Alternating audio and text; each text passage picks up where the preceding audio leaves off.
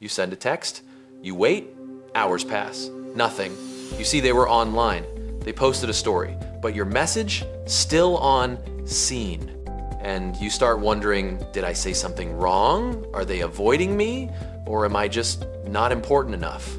If this has ever happened to you, you're not alone. And today, we're gonna talk about what's really going on inside the mind of people who reply late or ignore texts completely.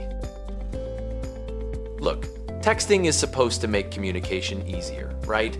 But somehow, it's become one of the biggest sources of stress in our relationships. Whether it's a friend, a partner, or even a colleague, when someone doesn't reply, it messes with our head. But here's the thing, most of the time, it's not personal. There's actual psychology behind this behavior. And once you understand it, you'll stop overthinking and start seeing things clearly. So let's break it down.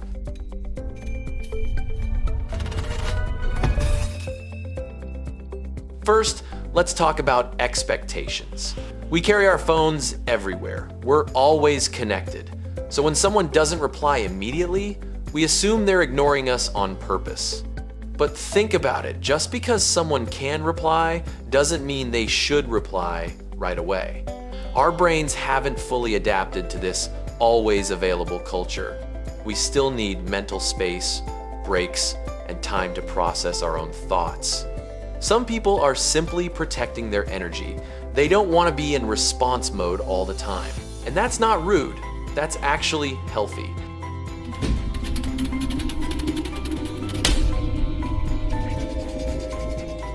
Now let's get into the psychology. A lot of people who reply late aren't being careless. They're just overwhelmed. Think about how many messages we get every day. WhatsApp, Instagram, emails, work chats, it's endless. And for some people, especially introverts or those dealing with anxiety, responding to messages feels like a task, a mental load.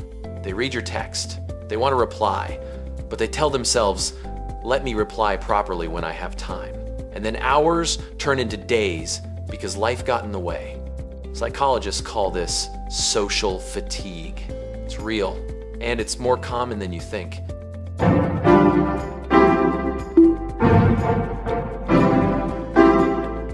Here's where it gets deeper. Your texting behavior is often linked to your attachment style, something formed in childhood based on how your caregivers treated you. People with anxious attachment tend to overthink when someone doesn't reply. They fear rejection. They need constant reassurance. On the other hand, people with avoidant attachment feel suffocated by too much communication. They need space. They pull back when things feel too intense, even in texting. So sometimes, a late reply isn't about you. It's about how that person deals with closeness and connection.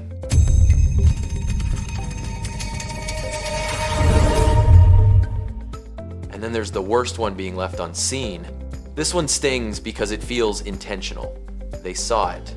They chose not to respond. But here's what most people don't realize. Sometimes people open a message by accident. Sometimes they read it, plan to reply later, and genuinely forget. Sometimes they don't know what to say, so they wait.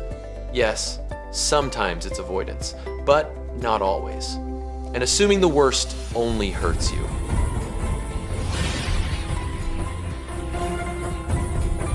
Of course, we can't ignore this. Some people, times delay replies to feel in control.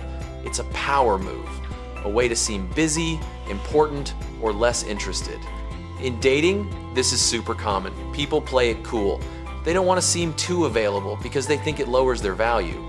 But honestly, that's just insecurity dressed up as strategy. And if someone's playing games with your time and emotions, that's a red flag, not a mystery.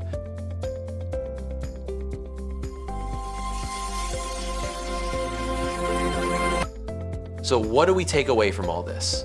1, not every late reply is a rejection. People have lives, struggles, and different communication styles. 2, if it's a pattern and it bothers you, talk about it. Don't suffer in silence. Healthy relationships are built on understanding, not guessing games. And 3, stop giving someone else's texting habits so much power over your peace of mind. You are not defined by how fast someone replies to you. Your worth is not measured in double ticks and blue checks. So the next time you're stuck waiting for a reply, take a breath. Maybe they're busy, maybe they're struggling, or maybe they're just not your kind of person. And that's okay too. Because at the end of the day, the right people will make time. Not excuses.